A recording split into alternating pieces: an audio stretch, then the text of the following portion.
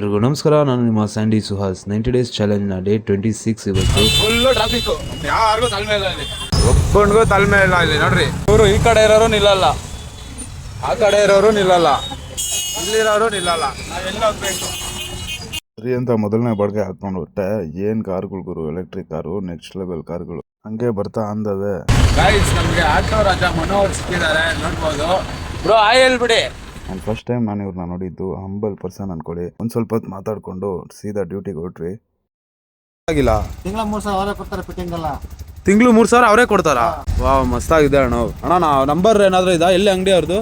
ಮಂಗನಪಲ್ಲಿ LPG gas ಇದೆಯಲ್ಲ, ಹಾ, ಅಲ್ಲಿ ಹೋಗ್ತಾ ರೈಟ್ ಸೈಡ್ ಎಲ್ಲ LPG ಬೇಕಾ, ಒಂದು 3 ಗಂಟೆ ಅದೇ. ಓಕೆ ಓಕೆ ಅಣ್ಣ, ಥ್ಯಾಂಕ್ಸ್ ಅಣ್ಣ, ಸೂಪರ್ ಅಣ್ಣ. ನೋಡ್ರಿ ಗಾಯ್ಸ್, ಟಿವಿ ಅವರೇ ಹಾಕೊಡ್ತಾರತ್ತೆ, ಜೊತೆಲಿ ಅವರೇ ತಿಂಗಳು ಅಮೌಂಟ್ ಕೂಡ ಕೊಡ್ತಾರತ್ತೆ.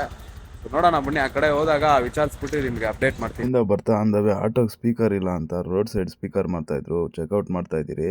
ಏನ್ ಗುರು ಹೇಳ್ತಾರೆ ರೇಟು? ಲೋಕಲ್ಗೆನೆ 800-900 ಹೇಳಿದ್ರು. ಸರಿ ಅದು ಬೇಡ ಅಂತ ಶಿಸ್ತಾಗಿ ಮನೆಗೆ ಬಂದು ಒಳ್ಳೆ ಕಬಾಬು ಊಟ ತಿಂದಿ. ಪೆಂಡಿಂಗ್ ಲೈಸೆನ್ಸ್ ತಿಸ್ಕೊಡಿ ಅಂತ ನನ್ನ ಫ್ರೆಂಡ್ ಶ್ಯಾಮ್ ಬಂದ ಮನೆ ಹತ್ರ.